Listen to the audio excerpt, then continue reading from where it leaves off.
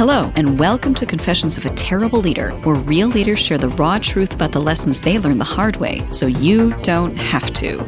Join our host, Layci Nelson, founder of Transcend Leadership Collective and former terrible leader. Every leader can become worthy of being followed if they are willing to put in the work. On this podcast, we share the messy stories and behind-the-scenes reality of what the work actually entails. We welcome you to this community of revolutionary leaders who believe honest communication, healthy conflict, and building cultures of acceptance, respect, and trust are not only possible, but non-negotiable for cultivating world-class teams.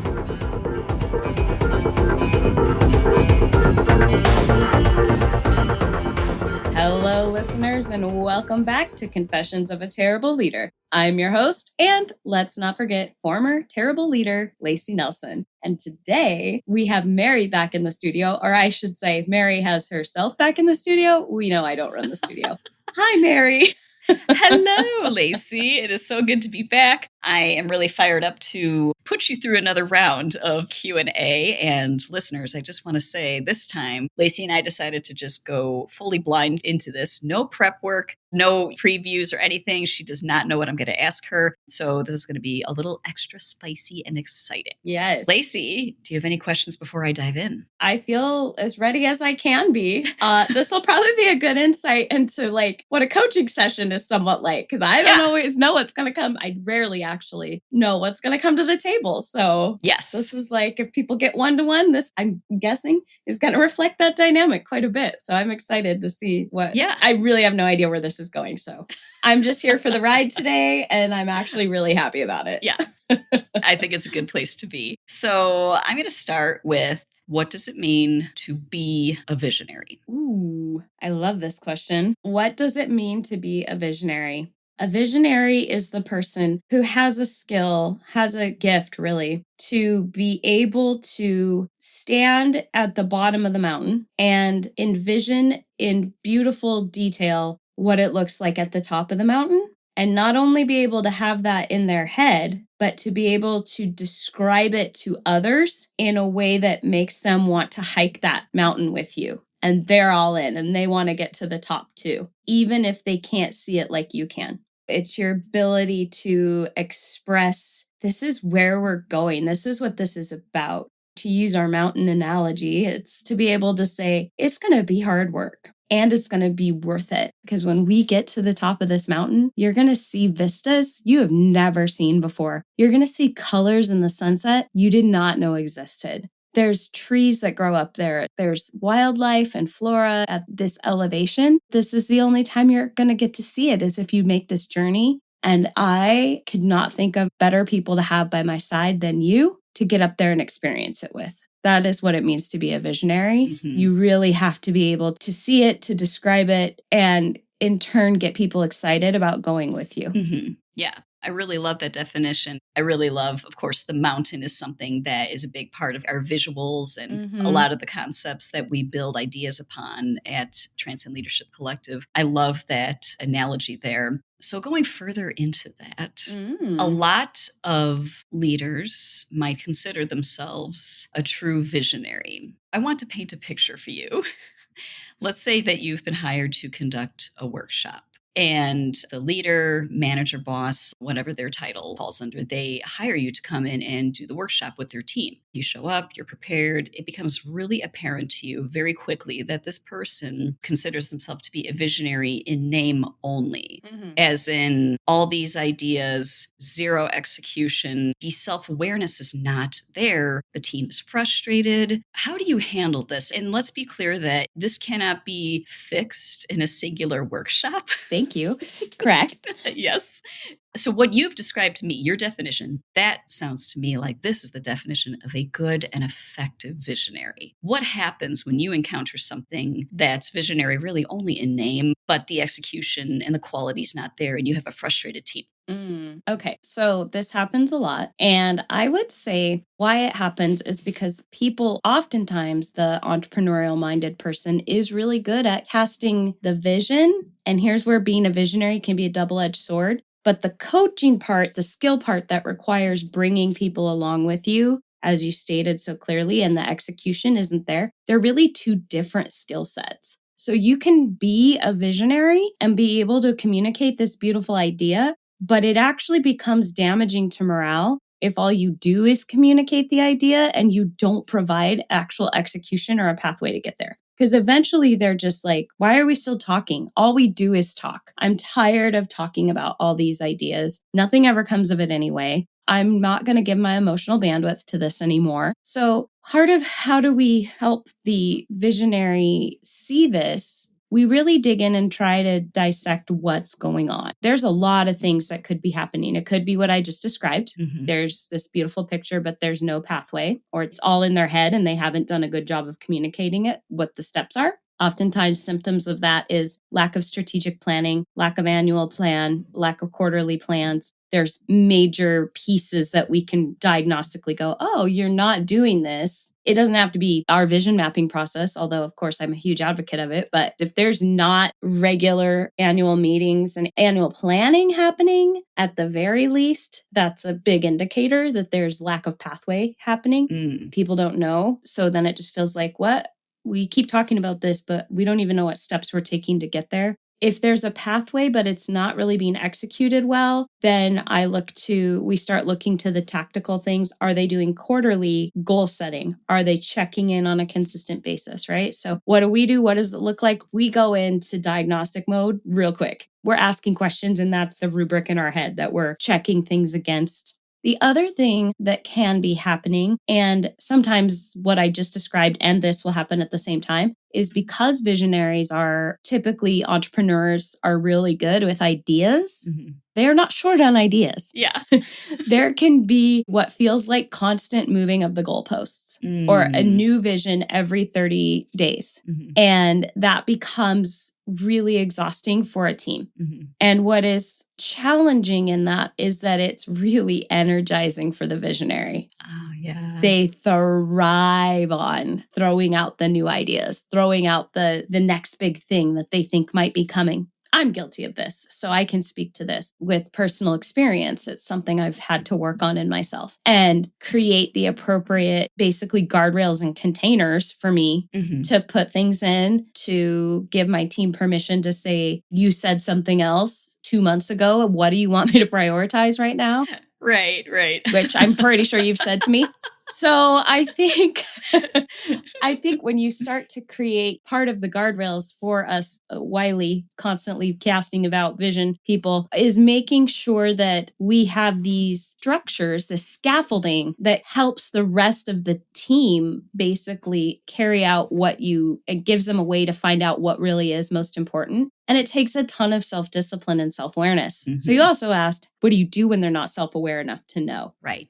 Great question. And that also happens. So part of what we do is we start every organization with a leadership health assessment. And it's just a real easy, simple, clickable, 4 open-ended questions, multiple choice for the first part. And then last part's just a couple open-ended questions that we ask everyone on at least the leadership team. So whether they're formally recognized as such or not, but who are the key players in the organization. We ask all of them to fill it out, and it's not anonymous. We let them know that too. Like, we know who said what, but we're not going to turn around and show it to everybody. Yeah. But what it does is it creates for us a gap in perception, and it highlights the gaps, right? Where you've got 3 people that think, oh, we know exactly what the core values are. And then you have 7 people that answer, we've never seen these core values in our life, So right away, it's asking questions about that, but then it's also asking questions about perceived effectiveness of meetings, perceived effectiveness of the benchmarks. Do you have benchmarks? It's really getting to some of those things. And so just that very loose, like, that is not the same as the 360 that we do for leaders that is super intense and multi-layered and like 40-page document at the end. This is really simple. It's a very brief diagnostic, but at the beginning, it helps us begin to flag and see where there's inconsistencies. And it gives us the evidence that we need to gently bring leaders along and say, I have no doubt your intentions are, you've shown me your intentions because we have this conversation, early on. Your heart is good. Your passion is there. I think these are some of the blocks per the data that is keeping your whole team from being able to come with you on this journey to the degree that you want them to. Yeah. And so that is how we make sure that we're not just throwing spaghetti at the wall with our clients. Right. And when we say that we customize, we have a whole bunch of ingredients. Those around leadership and honest communication, healthy conflict, acceptance, respect, and trust, right? Heart first. Yes. We have a whole bunch of ingredients. And some of those ingredients are tools that we use. Some are workshops we teach. Some are tons of different frameworks within frameworks that help people break things down and understand what's going on and understand each other and communicate better, blah, blah, blah. We don't know always if we're going to be making a chocolate cake or if we're going to be making strawberry shortcake for an organization. Right. What are we going to pull from the cabinet? It's going to depend on what, our ingredients in our pantry are solid. They're high quality. They're consistent. Nobody gets a templated experience. Right. We customize based on information and we tweak and change things as we go as well with how is the group responding, what is happening. So that was a very long-winded answer to your question. Oh, that's great. I love really just walking through the process, Transcend Leadership Collective's specific process in how you tackle these really challenging situations. And I think it could be safe to say that one of the most challenging components of that is when the leader lacks the self-awareness, or perhaps even going a little bit farther, they simply don't see that to be an effective visionary, good communicator, making sure the team has the grasp of the vision, that they're just not like, oh, well, here we go again. That is especially difficult if they think, well, I am not doing anything wrong. Everyone's just too slow. Right. Yeah. And that's so hard. I will say, in all fairness to the leaders who work with us, if that is their stance, they typically, we're not for them. Sure. They're not going to be attracted to us. There's a lot of different models out there that can fluff their feathers in that way if that's what they want to hear. Right. They can find it. Yeah. Things are going to get uncomfortable real quick. Right. We're not going to be a good fit. I mean, typically into the discovery call, 5 minutes, and it's like, this probably isn't the best fit. Right. But those leaders that really are desiring self-awareness, even if they're like, you know what, I think I'm about as self-aware as a rock. I mean, that's a level of self-awareness, really. Right. That's a starting point. Yes. And typically what research actually shows us is the leaders that think they're doing the best are typically the ones that their teams have the lowest ratings for how well they actually are doing. So it's the ones that aren't even, they're going to immediately go, I don't need that. Right. I'm doing fine. Things are fine. If it's not broken, don't fix it. Right. Your thank you is your paycheck. Let's roll. Come on. I'm doing good enough. Let's just keep moving, head down. While I understand how people arrive at that mindset and I can have compassion for it, if they want to change it, that's not who we attract. That is not the typical. What becomes challenging is when an organization brings us in and the top has decided they're all about what we offer. They're the ones who are paying the bill. But I've got then, say we've got a second, third level of employees that we're working with, and they have the attitude that I just described. Yeah. And they weren't part of the decision of bringing us in. That is where it gets hard. Sure. And we have had it get very hard. Yes. In some of those situations. That is true. We've learned a lot about how to more effectively navigate that and how to create what we need to do to get not just the buy-in from the people that are, and your HR always knows. HR or whoever is helping to set up the workshops, if you ask very pointedly, who is going to hate this the most? Where are we going to hit resistance in the management structure, and you need to ask those questions. Listeners, if you are also doing this work, ask those questions. When you're doing those beginning interviews with your potential client or designing a workshop or a delivery system, or we go in and do whole leadership academies for organizations, you want to start asking right from the top of the development, who are the people that are going to have the hardest time with this? And when those are identified early and you can skillfully bring them into the co-creation process and start asking them what their thoughts are and incorporate what you can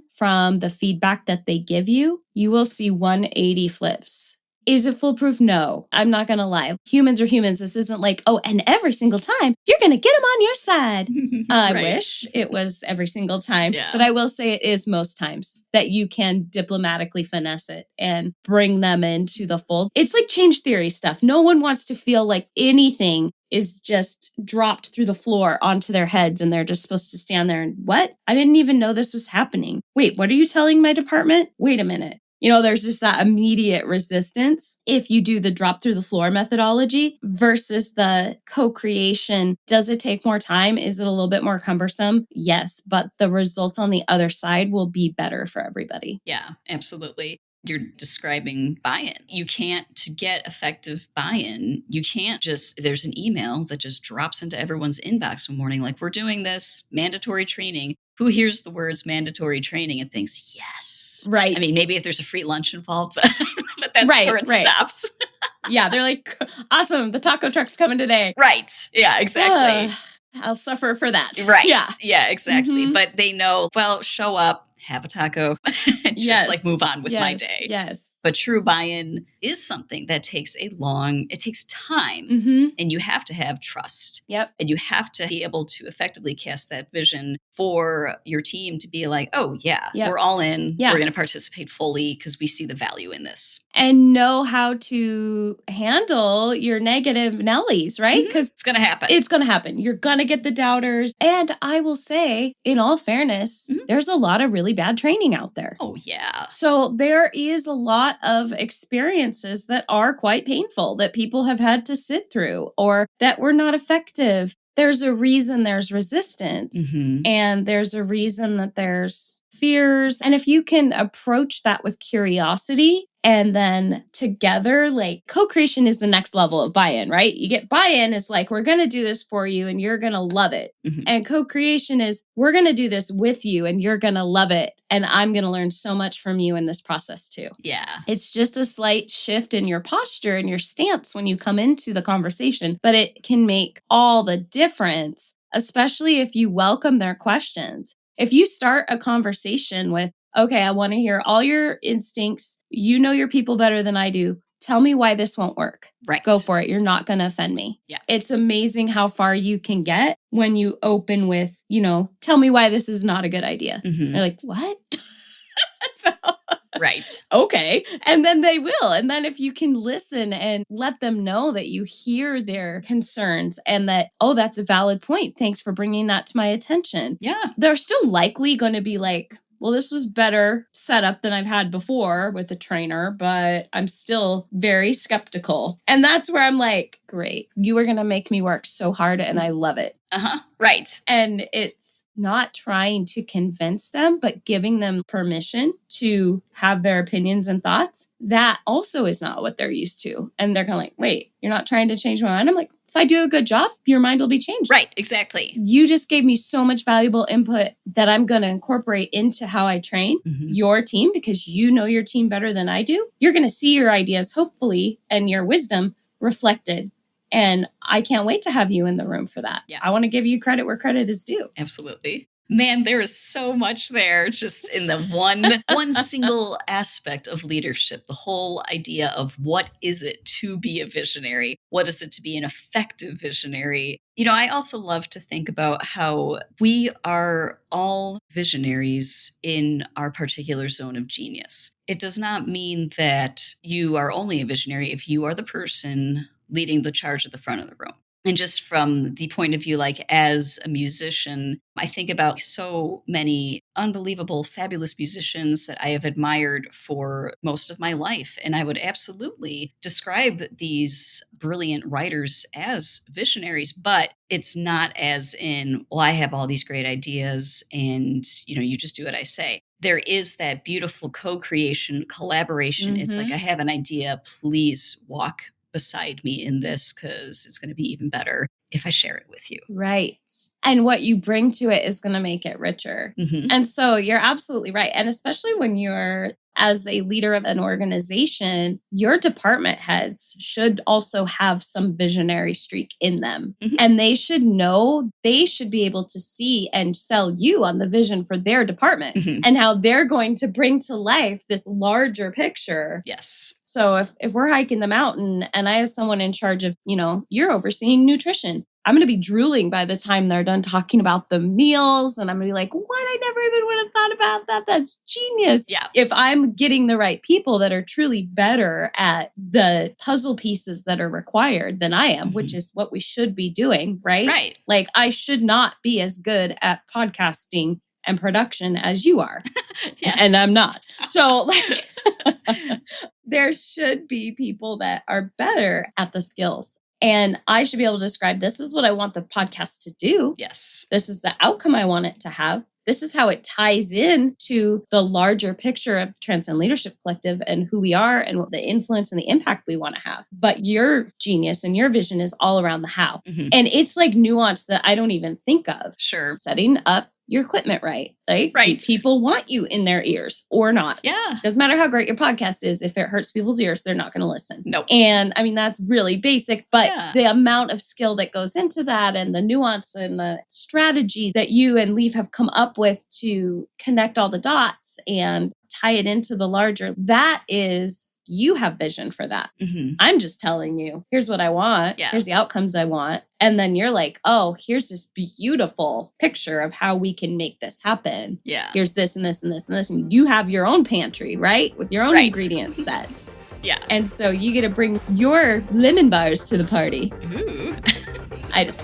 No, that's great. I really like lemon bars. I used to. I feel like it's like an officially like a middle-aged lady thing to like lemon bars. I don't know. I think there could be some truth to that. Also, I love the description of the pantry. And also I have 1 million birthdays in August in my family. So I'm thinking about like all the possibilities now because I've got all different kinds of like birthday treats going through my head. So yeah, lemon bars, rite of passage, middle age. Here we go. Yeah, I'm all for it.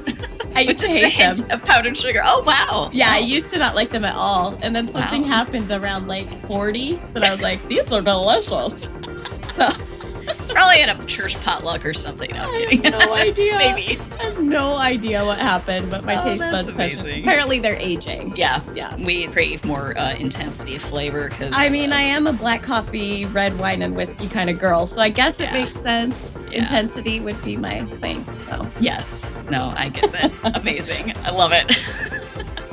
Well, I just want to say I'm also a fan of lemon bars, and I also want to say thank you, Layci, for your time. Thank you for this fun discussion. It was really fun to just be on the other side of the mic and just get to chat and share and great questions. So I look forward to doing it again. Yes. Listeners, I hope you picked something up. There was a lot in there, I think. Yeah, big topic. But Layci, would you go ahead and see us out? I absolutely will. Okay, friends. Until next time, go manage like a leader.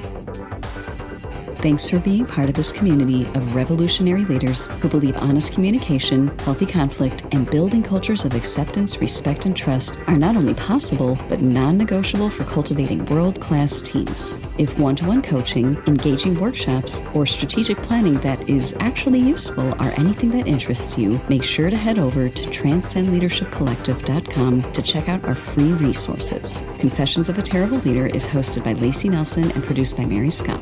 Music is by Leif Olson and Mary Scott from the band The Number of Months. Thank you so much for listening. Don't forget to like and subscribe and leave us a review. And until next time, go manage like a leader.